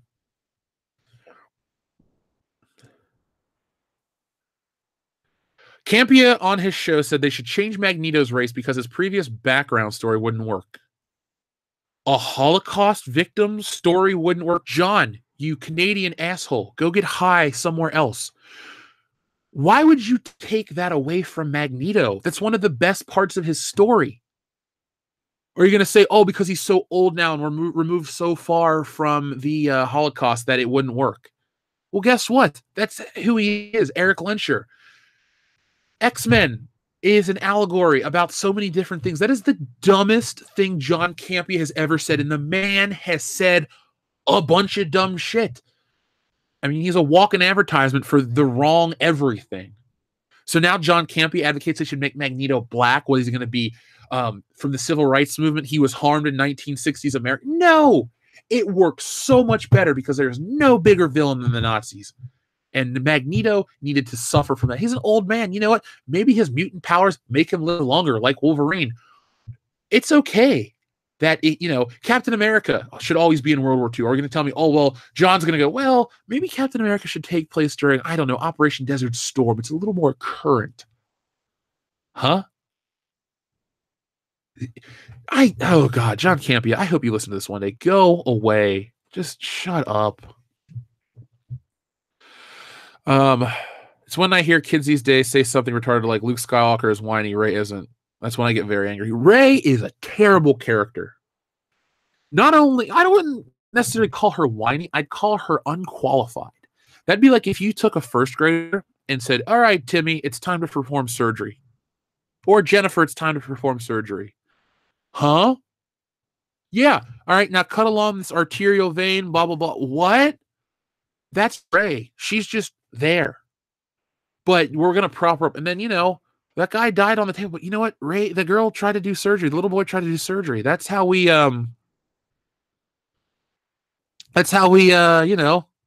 treat Rey, the character. Jonathan Hurst, thank you very much for your super chat. Cheer up. It's your B-Day this weekend. Beer awaits. That's true. I do have a birthday coming up, and I'm excited for the beer. I got a lot of stuff to take care of. Like I said, tomorrow is going to be a fun day. Nick will be in town. Dion will be in town. Kendo will eventually get here. And we can start proper. I'm really excited.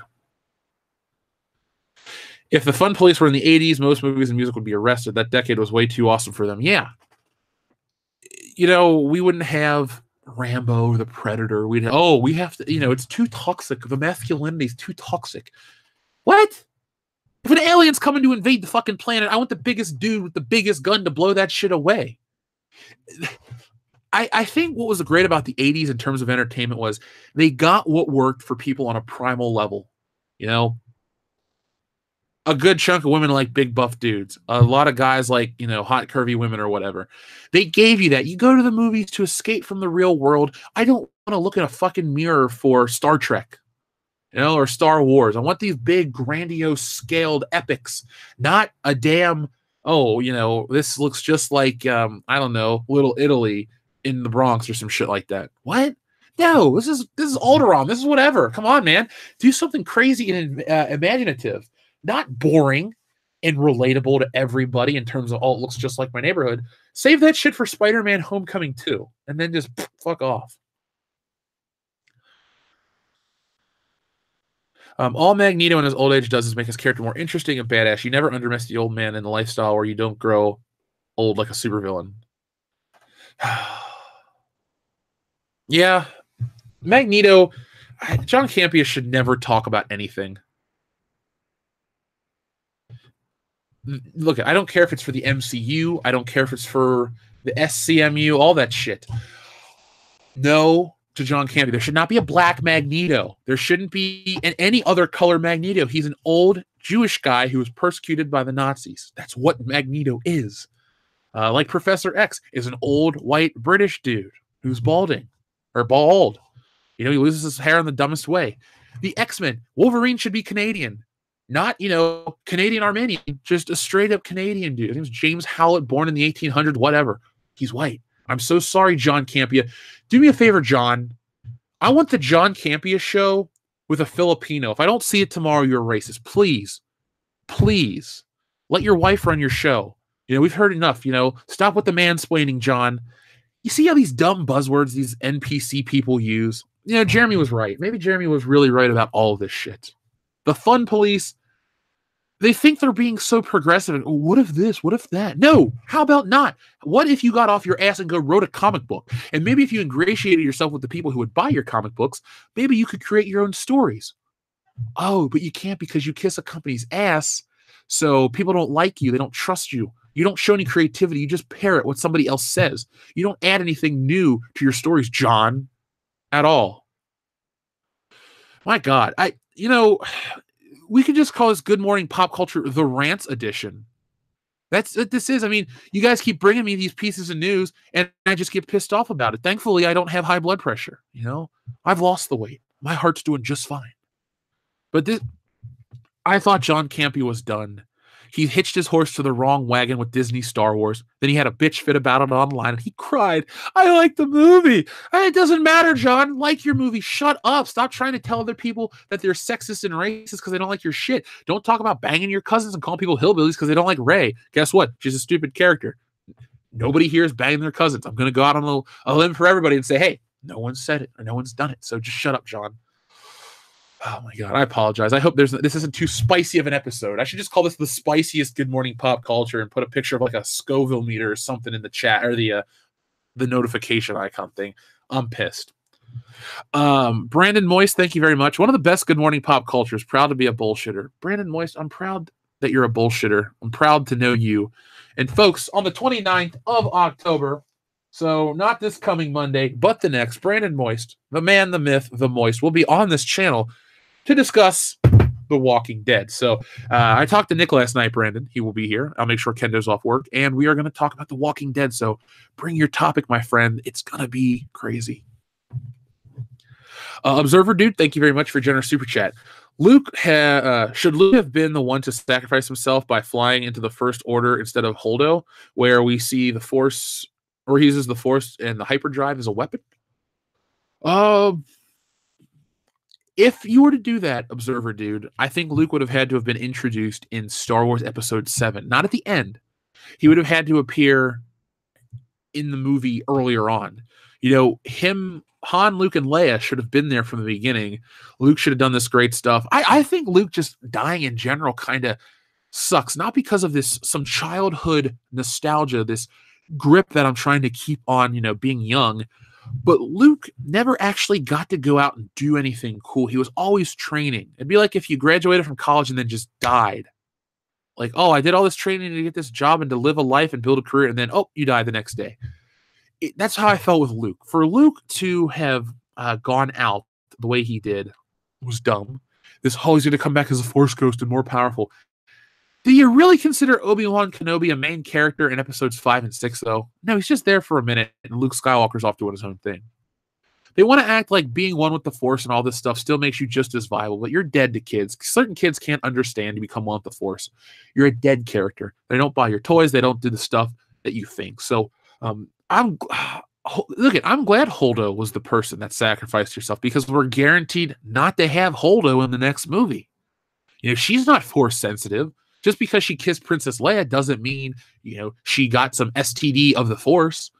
And if she did, hopefully her Force Ghost never finds us in time for episode 9. I think the Laura Dern chapter of Star Wars came to an end at the perfect time. Actually, it started a little too early. It should have ended before it ever began. So, but to answer your question specifically, no, it would have been nice to see Luke fly his X-Wing, because we didn't really see Luke fly his X-Wing in Return of the Jedi. I know we saw him fly to Dagobah, but he only engaged in space combat in one Star Wars flick. He did the ground battle on Hoth, and he went to Dagobah. Then after he got his hand cut off and shit, we don't know what he did in the movies because the EU's not canon anymore. And then Luke Skywalker went and saved Han Solo, and then he flew to Yoda again. And then Han Solo flew him on the shuttle Tiberium, and then Vader flew him back on his shuttle, and then Luke flew that shuttle back to the planet. So it would have been cool. It would have been much neater to see Luke fly an X-wing instead of Luke wielding a lightsaber, because he was a pilot before he was a Jedi. You want to talk about subvert our expectations? Why not just take the character back to its earliest appearance to the general public? Oh man, Luke Skywalker's back flying again. Cool. You want to see some fun and some childhood joy? Watch his face when he's flying around. He's a Jedi Master. He's one with the Force. This, that, and the other. And he's still rocking an old school X-wing. That would have been cool. That's like that. It's like a street racer. Oh, your dad's so old. Blah blah blah. We're gonna race our Hondas, but then Dad rolls up in an old Charger and he beats both of you guys, and you look like fools. That's what Luke should have done. There should have been a bigger space battle in that movie, and Luke should have been flying around, zipping on his X-wing. And Rey should have been fighting Kylo Ren or doing something else. And then she should have... here's an example. Here's an idea. I kind of like this one. It just came to me like that. Humor me if you will. Rey goes to Luke. They train a little bit. And then Luke's like, I'm going to come with you to whatever for Kylo. And Rey goes, no, I'll do it myself type of thing. And she's like, something. And she's like, if I fail on my own, but I'll kill Kylo Ren. Some shit like that.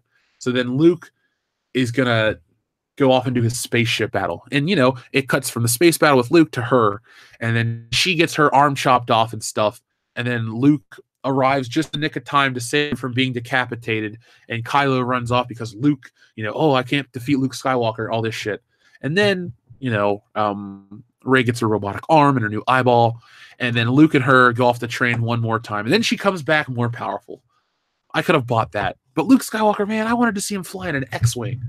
That's the thing that I associate with Luke. Yeah, the lightsabers are cool, but let's be honest. We don't ever see Luke Skywalker become a fully fledged Jedi Knight until he beats Darth Vader. And he beats Darth Vader and there's 8 minutes left in the movie. So you get 8 minutes of Luke Skywalker as a Jedi, then he comes back, he's a grumpy old bitch, and then he dies.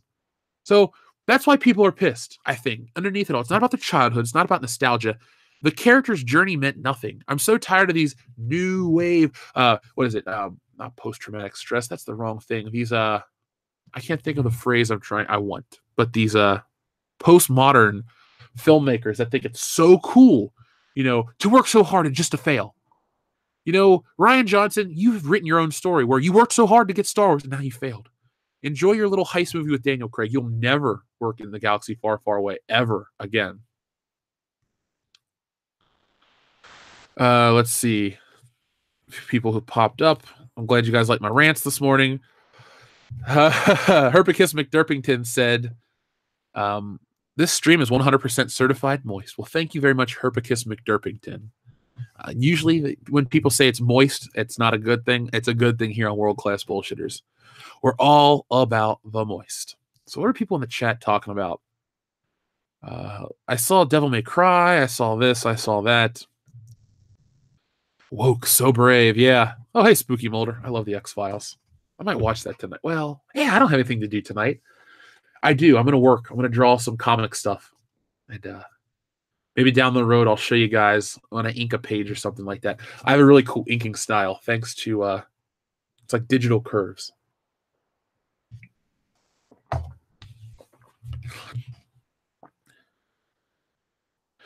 Well, Ryan, if Medicare is streaming in 10 minutes, that's good because I close this show out at 10 o'clock every day. So maybe I'll go listen to Mr. Medicare's stream.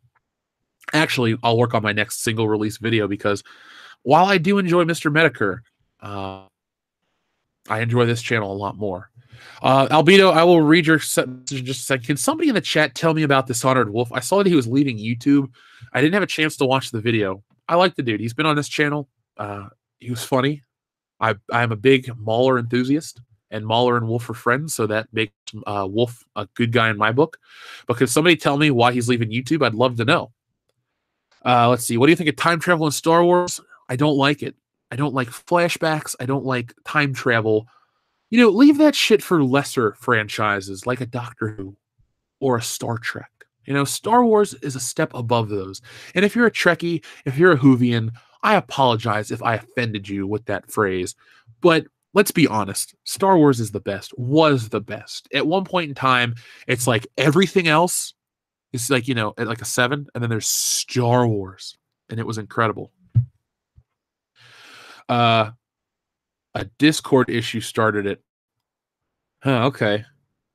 Oh, okay, JP's mold, grunt foot talk. I see you all the time, dude. I know you're sorry, I got your name wrong. Okay, that's good enough for me. I know exactly why he's leaving for a little bit. I'm not going to say those words on air. But Alec Munoz, thank you very much for Super Chat. Keep on raging. Rage against the dying of the light. I will rage forever. I would call myself the rageaholic, but a much more westward man beat to it. So make sure you guys check out our friend Razor Fist as well. I like that guy quite a bit. Let's see. He's not leaving. He's just changing. Okay.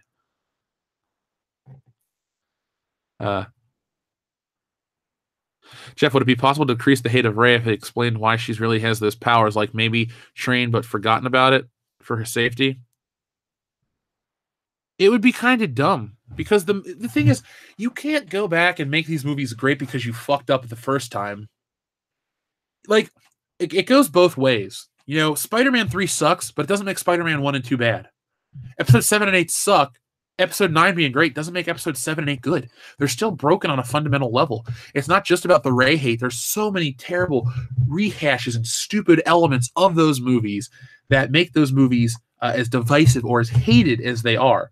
So you can try to fix Rey, but do you really think Disney's going to? If they won't fix the Kathleen Kennedy problem, they're sure as hell not going to fix the Rey problem because they want to promote this certain image that Rey was this goddess character who did everything right, who never, ever made a mistake. And if you look like Rey, if you're a board, a slab of wood, then you're perfect like her, and you're, you know, no one can ever tell you.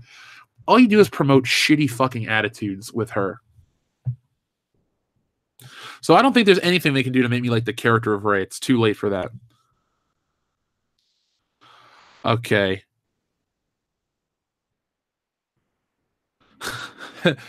Oh, thank you, Cesaria Japan. I would still say that Star Trek Discovery is worse than The Last Jedi. The Last Jedi is 2 odd-hour nightmare. Star Trek Discovery is now 2 seasons of utter horror.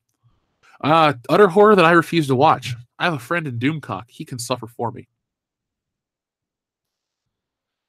Let's see. Dark Rey teaming with Hux would fix it for me. Yeah, but why would you turn the hero, in quotations, of the damn story to the dark side in the final chapter?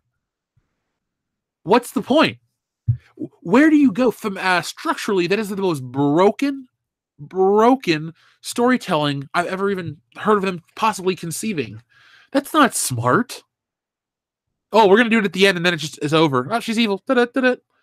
Oh, we subverted your expectations. That's all I can say. To set up a new trilogy. They've even said the next trilogies, though, aren't about Rey. Daisy Ridley said it. There's no more Rey, Kylo Ren, Hux, Finn, Poe, Carrie Fisher's daughter. They're done after this movie, thankfully. So thankfully, it's over with that. No more new trilogies. No more nothing. We don't have to suffer through that shit anymore. Any advice for a young sketch artist? My 15-year-old has trouble with female faces. Ooh, I like answering questions like this. So, what your 15-year-old sketch artist should do, Pagan God X, is look up models. What I used to do is I used to go to the half-price bookstore, and I would buy 50-cent magazines, old ones, you know, like fashion magazines, glamour magazines for 50 cents. People would be like, what do you want with these? I didn't tell them. I have stacks of them.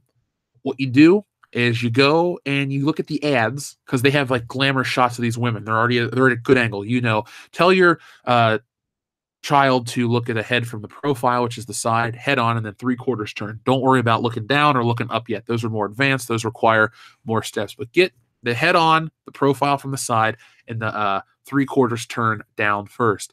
I always suggest that they start the head with a perfect circle. That'll be the cranium, and then draw a line through that.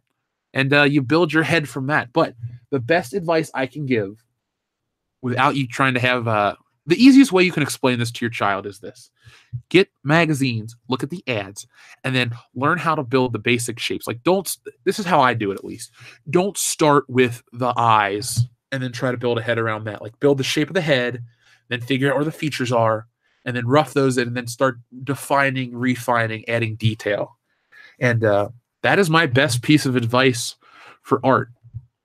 I always tell people, like, study pictures. I know they say the best thing to do is go to life model classes. Yeah, I agree. Going to life model classes is nice for gesture drawing and stuff, but you can get a lot of good experience out of magazine ads. They build up these beautiful people with the coolest hairstyles and stuff like that in the newest fashion. Well, like I said, get used magazines on the cheap and do that. It's real easy. And get sketchbooks and go. Michael's Crafts usually has either a 40% off coupon or their buy one, get one half off. Get yourself those Strathmore sketchbooks. I got a 7-foot stack of them. And you just draw and you fill them up with all that shit. And the trick to drawing isn't about being born with the talent. It's about doing it constantly. I could show you guys stuff I drew in 2014. I can show you stuff I've drawn in 2018. And you'll see, wow, 4-year gap is the day and night different. Now I'm getting ready to see print. Stealing Solo is the culmination of all that time and effort. I can show you stacks and stacks and pages of other stuff that aren't that good. But that's where I was, but I kept working at it. So Pagan God X, seriously, underneath it all, the most important thing is to put in the time. And if you have trouble with that, just keep working on it. I used to not be able to draw women, and that's all I like to draw now because I spent so much time trying to fix that problem that it's what I enjoy the most. But I can draw. I don't like to draw animals. Cars take too much time because you got to get perspective and all this stuff. But reference photos too. Reference photos are the key. You are not a lesser artist if you draw from reference. Ethan himself has said on a live stream for Cyberfrog, he's using reference because he wants to make this as realistic as possible. Alex Ross, Dave Simmons, or not Dave Gibbons, Dave Stevens, all these people use photo reference. Just tell I'm assuming it's got to be a son or a daughter. Tell them to just draw from pictures until they get it down, because eventually once you learn how to draw that picture, then your brain figures out, well, if I draw it from this way, well, then the eye's shaped that way and stuff like that. It just builds. It's really, really, it's a process, but it's not a hard process. I actually tried to, I didn't even try to do it. I actually said, I'm going to teach people to draw. So I wrote a whole how to draw book once, 200 pages. It's done, but I didn't really have any way to do it, type of thing. So maybe I'll refine that, and down the road, maybe I'll put that book out down the road. There's a lot of people that want to make comics and shit. Instead of me always selling you mine, I can teach you how to sell yours. We can make a whole thing about it. Not just a video, but it can become a whole, a whole community thing. Because everybody, our friend Sketch Therapy is out there and all this stuff, and he loves to draw. Why not everybody? It's a fun thing. If you can draw a circle, I can teach you how to draw any kind of superhero. All you need to know is how to draw a circle. It doesn't even need to be perfectly symmetrical. Let's see. T. Allen says, got to step out. Thanks for the love, Jeff. I'd love to hear a Bullshitter Lunatic City book report. It's a steal at 99 cents. Yes, folks, check out the Lunatic City series from our friend T. Allen Diaz. The link is in the description right now. So while you're waiting for Stealing Solo, go out and support independent art. If people want to buy stuff, that's great, but you don't need to go out and buy the newest album of so-and-so. They got their billions of dollars already. If you want to take pride in helping someone achieve something big, check out this book. You're really helping change entertainment, because if you can prove that this kind of stuff appeals to people, then they'll make movies about this, and entertainment will be much better off. These big companies will see, maybe it's time to reinvest in authors. Remember when there was that whole Nicholas Sparks craze, or the John Grisham craze of the early 90s, where every movie was a John Grisham adaptation? Or the 80s with Stephen King. There are great authors out there that just don't get the exposure. There are great artists that don't get the exposure. So, give all these things a chance. Don't rush to Spider-Man. Check out Stealing Solo, or this, that, and the other. Spooky Molder, I'm going to see the new Halloween movie on Saturday at 11:45 in the a.m. So be on the lookout for a stream afterwards. I learned, let's see, Cadmium Red, what did you say originally? Let's see. Another tip I learned is by studying people in a park or a college campus, if you want to see the different varieties of facial frames, body types, and clothes. Yeah, that's true. You learned that from the Archie Comics guy. I will say this too. All of those old steps are great, but we now have the internet. And I know it seems counterproductive because some people are going to tell you to go out into the world and do stuff. If you have an internet connection, you can just type in men's faces and you can find the different types. So if you look at the old school books that say this person has this shaped face and this person has that shaped face, all you do is type it in and you can find pictures of and references of all that stuff. And you can just draw from what you see. If you have, eyes and a hand and an internet connection, you're good to go. You got everything you need. And to start out doing all this stuff is not expensive. Hell, I could teach you guys how to, get a whole digital setup for like a couple $100. So no matter what level you work at in terms of finances, you may not, if you want to do digital art and make comics and stuff, you can do it. Don't ever think that this stuff is cost prohibitive.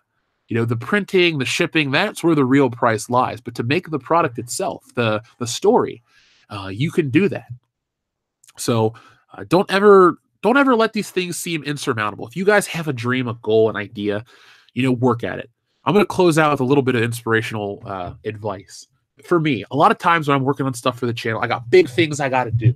And it feels like, oh my God, that's a 100-hour job. That's this, it's that. Little baby steps. I learned it from Dr. Leo Marvin, baby steps. You work and you build towards something. So instead of me going, man, Stealing Solo is going to be, 50 pages of whatever, I think, okay, well, it's one panel at a time. And then before you know it, you're at the second, third. And then before you know it, the page is done. And you build and you build and you build. So if you guys have a goal, a dream, you want to draw, don't look at Ethan's work or mine and say, oh, man, it's going to be so hard to draw. It's not. You got to build. I can show you guys where I started and where I am now and where I'll end up in the future is up to me. So anything is possible. Don't ever let yourself be don't have self-limiting thoughts. Go for the gusto. Go big or go home. I hate to use that phrase, but it's true. If I put out a big number for Stealing Solo and I've doubled that. People put out these goals. If you're going to do something, don't just do it for $500. Do it for $5,000. Maybe it's not about the money, but that number doesn't mean money. It means the belief you have in yourself, that you feel like it's the self-worth. You feel like you're worth that much. So go for it, man. Go for it. That's all I can say to you guys is just go for it. Don't ever, I'm not going to say don't let your dreams just be dreams. Do it, because that's Shia LaBeouf shtick. But really, there's a lot of validity to what he says, a lot of truth in that stupid video. Brandon Moyes says, presently working on a horror novel. Well, Brandon Moyes, tell me about it on the 29th when we have our the beginning of our live Google Hangout. Before we go on the air, you can tell me about it. I'm looking forward to it. Spooky Molder, I hope you catch it on Monday. Don't watch our stream because I will talk about it, but I'll make sure not to spoil it for people that do watch it. Yeah, I started out pissed, and now I'm inspiring people. Down the road, I'll be a motivational speaker. You laugh. I'm laughing now, but it'll happen, guys. Believe me. I can help people get motivated to do shit. They say, oh, people aren't motivated in this digital age. I look at the digital age as thinking we have the most tools at our hands than we ever have. So why not go out and do something? The internet has given everybody a voice. Don't use that voice to, be the fun police. Go out and build your own shit. I heard a really good thing on the Joe Rogan podcast. The reason there's this cultural war is because people aren't living the lives they want to live. I don't really go on the attack for these people. I never had a video about Chuck Wendig or this or that. I just was, doing my own thing, and I had a kick-ass year. But that's because I'm living the life I want to live, and it's getting better, and I'm working towards it. So I'm happy. I'm not angry. I don't need to tear other people down. I think that's where the fun police come in. They're unhappy, so they get miserable with these other people, and they're like, well, at least I'm with this person to be miserable with, so I guess I have to believe what they believe. And then it all just kind of falls apart and gets stupid and gross. Pagan God X, thank you very much for your super chat. Thanks for that. I appreciate the help. I'll have her listen to the stream later. Stuff like that is why I support the Fandom Menace. You're stuck with me for life now, brother. Maybe a case race one day. Shit, if you want to lose, I'll case race anybody. Seriously, anybody. I talk a big game. I can pound beer better than anybody else. I can't shotgun beers, but they don't mess me up. So even if you want to do a high gravity beer, like a case race, like normally a case race Bud or Miller or something like that. But if you want to take it, we'll do a 24 pack of Voodoo Ranger, 9% juicy IPA. It'll mess me up, but I will win. I will win. And Pagan God X, anytime you have questions like that, tell your daughter to ask you. and I will do my best to give you guys pointers, questions, stuff like that. Hell, down the road, I might even do a stream that shows me looking at a picture and how to break down stuff, because I like to teach people stuff. I'd never be a teacher because the pay is dog shit, and I don't really want to have to deal with all the my cousin's a teacher. I know what she deals with, but I will teach you guys some art stuff online, and we will have a fun time together. But I can see the numbers are dwindling down. So everybody, I'd like to thank you for joining me here on Good Morning Pop Culture. It was a little late, a little short, but that's okay. It still mattered. It's about the motion of the ocean. We had some rants going super strong today. So I appreciate everyone that's backing us. Please check out Stealing Solo. We only have 72 hours left, and then I won't even have to talk about it anymore. So order a copy for yourself so you can just shut me up. And by the way, everybody who orders a copy, if they are publicly listed, will get a thank you on the thank you page. So if it's not about, I'm going to tell you thanks on the internet. No, your name is in the book. You helped make it happen. I appreciate it. We're all part of the community.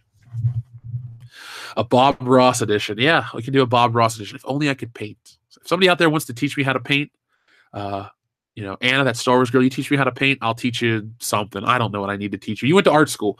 I'm self-taught. I've just spent a lot of time and a lot of hours reading books and stuff. So don't worry. It'll be fun. I'll show you pictures of Spider-Man and how to draw him too. So, guys, I'll be back. Maybe I'll be back tonight with some art. Who knows? Let's see where the numbers are. But I will definitely be, the next time you'll hear from me will be World Class Bullshitters, episode 145, which is already pre-recorded. So if you're a patron, make sure you guys check it out. It's been there. And if you're a regular listener, still thank you very much for supporting the channel. It'll be out in a few short hours. It'll be on our streaming service. It's a lot of fun. It's a good episode as always. And for those out there at Patreon, there's no after hours for you guys this week, but there is a They Live commentary coming your way in just about 2 hours. So as always, thank you to everyone. Be on the lookout for more of us this weekend, and catch me next time.